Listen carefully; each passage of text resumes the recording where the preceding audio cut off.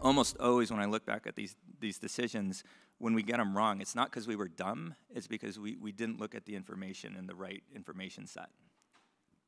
Well, going off on executives, I follow you on Medium. I read your blog posts. I highly recommend everybody follow Henry and read. You touch on the topic of a great boss doesn't always equal a great executive. And so, we have founders, like I mentioned, with either small teams, large teams, or rapidly rising teams. And I'm kind of curious, as Carta grew, how did your standards change for your team? And how were you able to implement these changes without hurting morale? I don't know if I didn't hurt morale, so that's controversial. I think there's two things that I'll point to that change for, and I'll define as an executive as someone that reports to the CEO. I think that's a fundamental change in the career path of somebody when they report to the CEO. And I think there's two things that change fundamentally. So if you think about the first part is the career path of somebody that starts as an IC and then becomes a team lead and then a manager and a director and all this kind of stuff. Their role model of what makes a good boss is their boss. And so when you're an IC and you're 22, your boss is probably 25. And was your friend before they got promoted as an IC and now is your manager. And how do you decide if they're a good boss? If you like them, if they're good to you, right? That's what makes them a good boss, is they're cool. And they take care of you and, they're a cool boss. And that sort of perpetuates. And so, and all the literature and the management books are all about, like, how do you lead, which really is a fancy way of saying, like, how do you inspire, and then also, like, how do you get, people to like you, that work for you? And so there's this role model of, like, servant leadership and all this kind of stuff, which is really how do you get the people that work for you to vote for you, right? It's your constituents. They become your constituents, and so that's the kind of the model. So one of the things that gets tough is if you spent 20 years of your career believing that your job is to serve the people that work for you, and then you show up with a draconian, crazy founder that has one mission in life, and that's to build his or her company to do what his or her company wants. That completely flips, right? Your job is to serve the CEO and founder, and that's it. And that is a very hard thing for many of these executives to realize. Their job is not to make their employees happy. Their job is to materialize the vision of the founder. And when you recruit executives, one of the questions to ask and figure out is, have they ever worked for a professional CEO or a founder CEO? Because the ones that have only worked for professional CEOs often really struggle with founder CEOs because they haven't figured out that shift. The second one that they really struggle with is, I'll pick on my CFO as an example. My CFO, he's fantastic. He worked his way up to be a CFO. So when he worked, through finance, a 20-year finance career. Actually, let me reframe it. I do this exercise with new execs that I either hire or promote that have never worked for me or a CEO before, and I'll ask him, hey, what's the difference between working for a CEO versus everybody else you've ever worked for in your career? And they'll tell me, they'll usually give me like business school answers, like, oh, you've got to be cross-functional, or you've got to be, think about the whole business, or, you got to focus on shareholder value, or something like that, something kind of silly. And I'll say, all of that's true, but I'll say the biggest difference is you're working for somebody that's never done your job before, right? Every boss you've had before, like my CFO, his boss before had done his job before that, right? When he was a director of finance, his boss was the VP of finance, became the VP of finance because he or she was a really good director of finance and got promoted. And then he got promoted and worked for him or her. And that's how, that's how he got the job, and he worked for her, and he or she knew how to do the job and told her how to do it. And then he got to the CFO, and I've never been a CFO before. And I always say, like, I'm empathetic to it. It must be really disappointing. You spend 20 years climbing the ladder to finally work for the CEO, and they're an idiot. Like, they have no idea what you do for your job. And that is like one of the biggest challenges is I'm not going to tell you what to do. I would love to. I just don't know how. Like, I have no idea what you do for a living. And your job is to tell me what to do. And that is the second biggest shift. And it's a very complex relationship, right? Because I just contradicted myself, right? Your job is no longer to serve your constituents. Your job is to serve me. But I have no idea what you do, right? You have to tell me what to do. You have to tell me how you're going to serve me and materialize my vision. And it's a very unique role. In interviews, I always hear questions about how do you start a business? How do you start a company? How do you maintain that company? How do you grow it? But I don't hear much about how do you know when it's time? How do you shut down a business? How do you accept that you need to shut down? And what does that even look like when you're definitely supposed to be grieving, right? But then there's so many like technological behind the scenes of it. And so, you have a little bit of experience with that with Second Sight. And so if you can share a little bit about that. Yeah, my first company, after almost 2 years, I shut down. It was like a robo-advisor, like Betterment or Wealthfront, but I did a terrible job. Josh and Andy did a much better job. And I remember one of my investors, we couldn't raise money for it. We couldn't finish the seed round for it. And he was just like, look, the market's spoken. Like, we're not going to be able to fund this idea. And that really resonated with me, that the market has spoken. And I think, and I've really used that line for a long time for myself, which is, kind of the old adage, like there's a fine line between crazy, and genius and crazy. And there's like this sort of fine line between conviction and stubborn. I think, the art and talent of being an entrepreneur is to understand the market and know when the market is working with you, and then when the market is saying no, that's not going to work. And it works on a startup idea if you can't raise money for it. It works on a product if nobody will buy it, right? And it's not the first time the market's spoken, to me in a bad way. I've launched many products that have not worked. And we'll keep trying. We'll keep trying. And sometimes I'll say, like, look, I've had products that have done this, and then they just take off. Somehow you get the kindling to light, and it lights, and you go off, and you're like, look, we just have to be patient, right? We have to keep working it. And sometimes you're like, look, the market's spoken. We're never going to get this kindling to light. And that is part of the art, is to know. To understand the market, like what's going to work and what's going to not.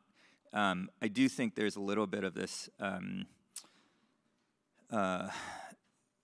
this folklore of like, well, a good founder will just persevere no matter what. And of course the VCs want that because, they don't have to spend the time and, blood and sweat doing it. But I do think a great founder, like, being very thoughtful about what is the market telling, dispassionately, right? Like believe in what you're doing, but dispassionately saying like, what is the market telling me? Because that's not just a skill for you today. Like if you're a repeat founder, or if you've got one product that's working, but your second product's not working, like this is a skill. I mean, I actually just launched. You mentioned Carta Dissolutions yesterday. We launched it yesterday. It's Carta Conclusions. It's the internal code name was Dissolutions, but it's Carta Conclusions. It's to help founders shut down their companies so they can quickly move on to the next thing. Because I did that for my company, my first one. It's a pain. It's really painful. It sucks. It's miserable, and it's when you're most beaten down. So I'm like, we should just take that off your hands. Like, just give it to us. We'll shut down the company for you. You spend time with your family. You go through the Trafa trough of hurt and depression, and then come out the other side and go do your next act, and we'll take care of the paperwork and the wind down and the shareholder letters and all that stuff and the taxes. We'll take care of that. I have no idea. Is this product going to take off? Are we going to help a lot of founders, or is nobody going to use it? I have no idea. I hope we'll help a lot of founders, but we'll see. But we have to be dispassionate in figuring out if it's worth it, because if it, we're going to spend a few $1 million trying it out, and if it doesn't work, it was a waste. And if it works, hopefully we'll help a lot of people. Yeah, I think it's awesome that you're, taking a pain point from your past experience and trying to avoid that with others and helping founders. So I think that's awesome. I'm curious about your interest outside of Carta. I would like to know what you're keeping your eye out on, what you think we should keep our eye out on, whether it's any technological advancements in today's digital society, any juicy things we need to look out for. Don't gatekeep. Let us know. So if you can share with us. I downloaded TikTok and haven't been productive in 3 months. So I'm absolutely obsessed. The algorithm is unbelievable. I don't know what that means, but it is incredible. So I've been trying to figure out how do I combine cap tables and TikTok, and I haven't quite found the intersection, but we're working on it. We're doing obviously a lot of AI work internally. Actually, as I was walking here, I just got a Slack from an internal team that's reading documents, and we're doing all the kind of stuff you'd be expecting us to do. We have not done the layoff stuff that a lot of other companies are starting to do with AI. Our kind of perspective on AI is that to us, AI is not a cost-cutting tool. It's a customer experience tool. So all of our AI stuff is not how do we reduce headcount. It's how do we deliver a better customer experience. So if you look at our internal AI projects, they're how do we respond to customers faster? How do we anticipate customer needs? How do we proactively reach out to customers when we need to do stuff? So it's anticipating and creating better customer experience. It's not trying to remove jobs. So I've actually been a little bit surprised that most B2B tech companies have been more focused on automating jobs versus making their products better. I might be wrong on that, but that's what we're looking at. I think the other thing that's probably worth thinking and noting about is sort of what's happening in capital markets and money flows and multiples. We're obviously watching this stuff very closely. Our private market multiple is going to recover. If they do, and valuate. One of the reasons capital and sort of mid-stage, if any of you are mid-stage, BC, one of the reasons capital's a little tight there and not flowing is because valuations haven't quite, it's hard to do down rounds because of anti-dilution. Nobody wants to take down rounds, and so if interest rates go down, multiples go up a little bit in public markets, and then we can start clearing, hurdles of last round prices. Then startups will be able to raise capital again, and we'll start getting the engine moving. Late stage pre-IPO companies, we as in Carta don't need to raise money because we got lucky and sort of timed the market right. But the companies that are raising capital pre-IPO are able to raise money, but they're all convertible structured stuff basically to an IPO.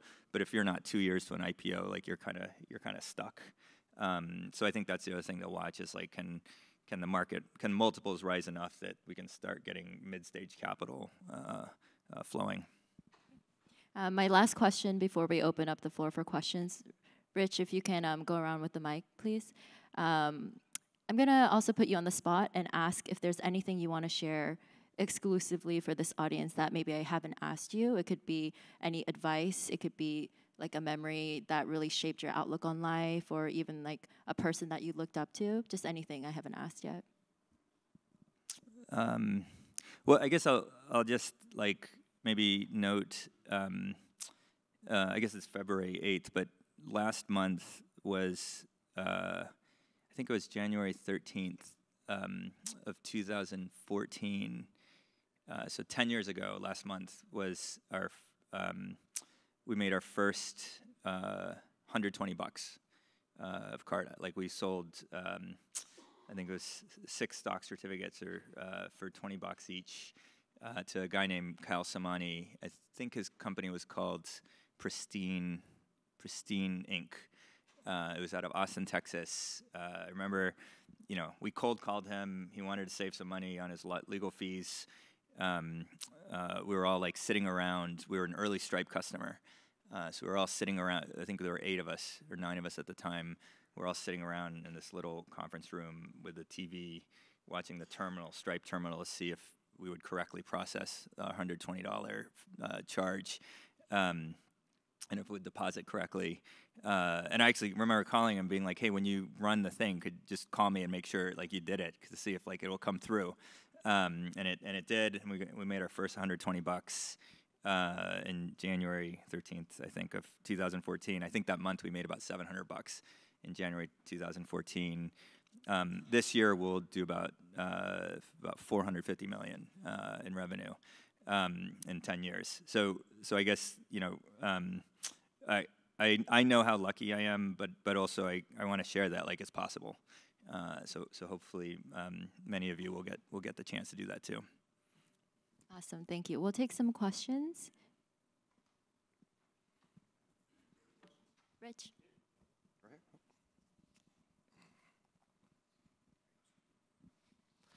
Hi, Henry. Thanks so much for your candor. I actually took a bunch of notes and really appreciate it. I might be misquoting you here. I think you described yourself as draconian, and I'm wondering if you felt like, in your case specifically, if that was specific or required for where you've gotten to in your success. Yeah, I make that joke. I don't think I am. I think internally they would say I don't think people would describe me internally that way. There's this. Here's how, when I coach my managers, here's what I tell them. There's a great book. So it used to be required reading of all cartons. All my execs, I require them. It's an old book. I'm sure many of you have heard of it, but it's the Dale Carnegie How to Win Friends and Influence People. And it's just a classic. I read it every 5 years, and just to remind myself. And I remember reading it the first time, and I think it's the first, maybe it's the second chapter, is like, and if you haven't read it, you're going to sound, this is like the dumbest book ever, but it's like the first chapter is like a whole chapter on smiling, like you should just smile, and it sounds really stupid, but I remember reading it, and I was like, oh, interesting, and as a young, early CEO, I was like, oh, I should, let me try this, and so I'd walk in, at the time we were 10 employees, we'd meet every morning at 8:30 for our stand-ups, and I'd walk in and smile, and we'd have like a great meeting. And I was like, I'm going to try not smiling, and I'm just going to walk in and not smile. And it was a very different meeting. Because what's the first, a lot of CEOs in the room, what's the first thing everybody's thinking when you walk in the morning? What kind of mood is the CEO in, right? That's the first thing everybody's thinking. And if you're smiling, they're immediately disarmed, and if you're not, they aren't. And I share that story because that tiny little cue is like so important in the first interaction you have with your team in the morning that like knows you every day. And then as your team goes from 10 to 20 to 50 to 100 to 200 to, Carta's now 2,000, the margin for error, like I can have 100 great interactions, like 99 wonderful interactions with a team, and if I'm off, if I have one off day, nobody remembers I was great 99 times. They remember that one day I wasn't nice. The margin of error goes to 0 as you scale. And that's really like the practice, I think, of being a great CEO is like the margin for error of having a bad day or even a bad hour or a bad minute goes to 0.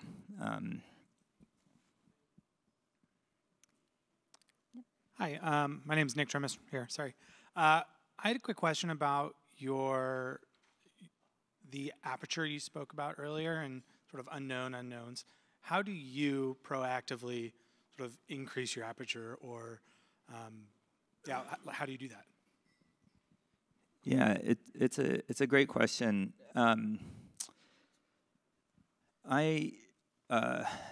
So this is another thing. You know, if you get away with this more easily. Like if you're a 50-person startup, you're the CEO. You know, you'll go to the support. You know, a customer has a support issue. There's a bug or a data issue or something. You'll go right to the support person and you'll go, "What? You know, tell me what happened." And that's totally cool. If you're like 200 or 500 or 2,000, there's like 10 layers between you and that support person. And it becomes much harder to do that. In part because you got to find the person. Like it's hard to find them and know who it is. But two is like every exec and manager in that layer doesn't want you to do it, right? I actually learned this. I didn't meet Elon Musk, but I've worked with people who have worked with Musk, and they say like one of Musk's best skills is ground truth data.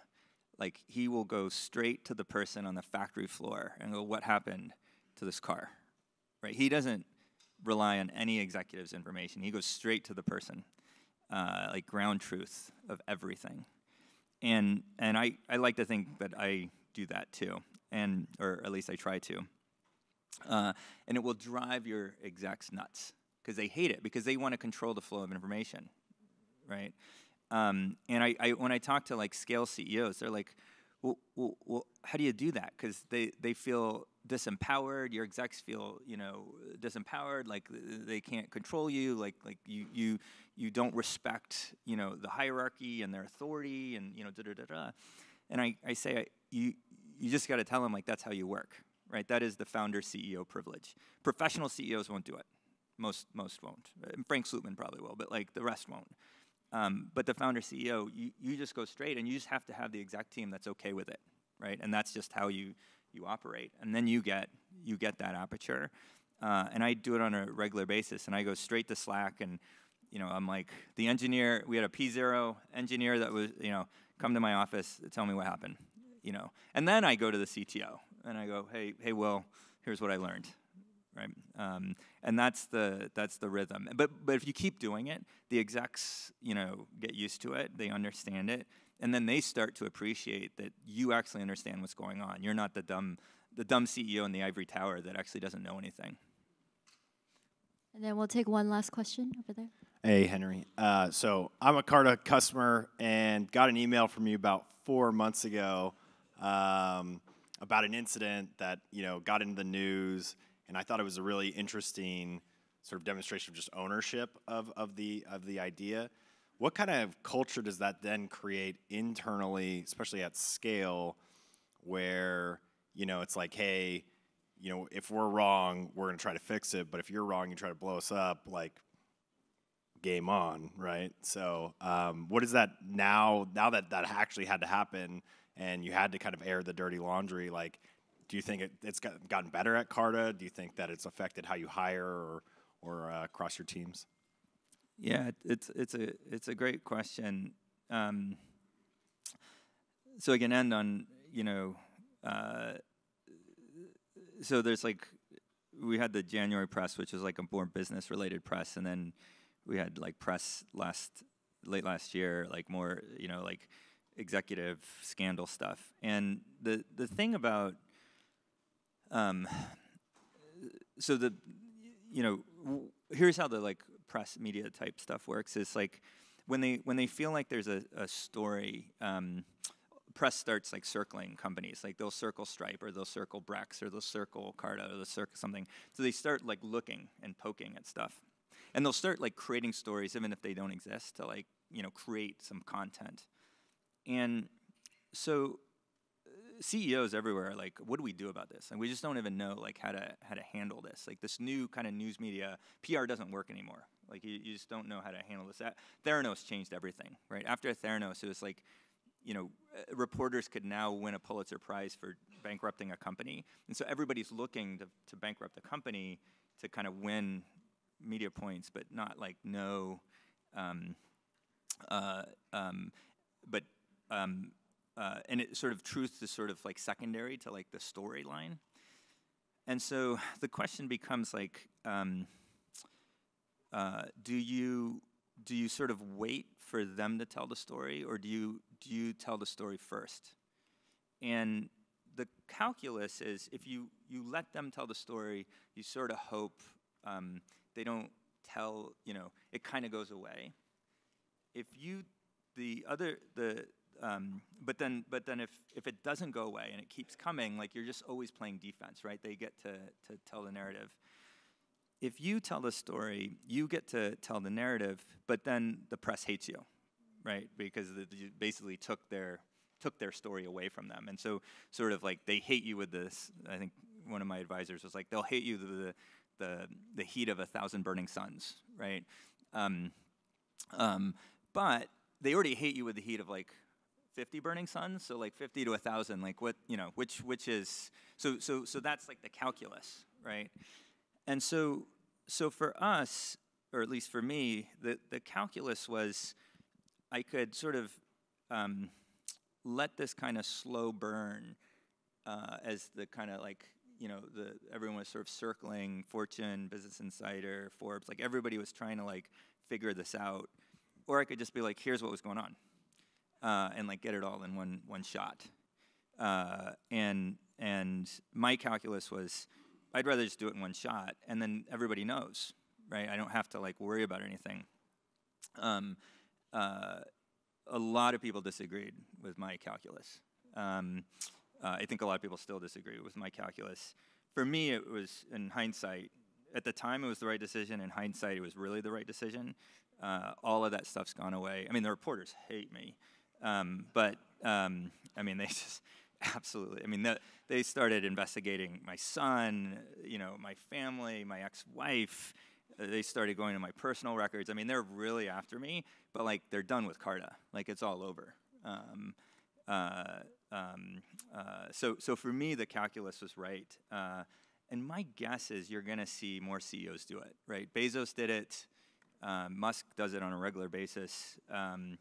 I think my guess is over the next 3 years, you will start seeing more CEOs like just say like, look, as soon as press starts to write narratives, like we're just going to come out and take the story ourselves and then take it in one shot and be done.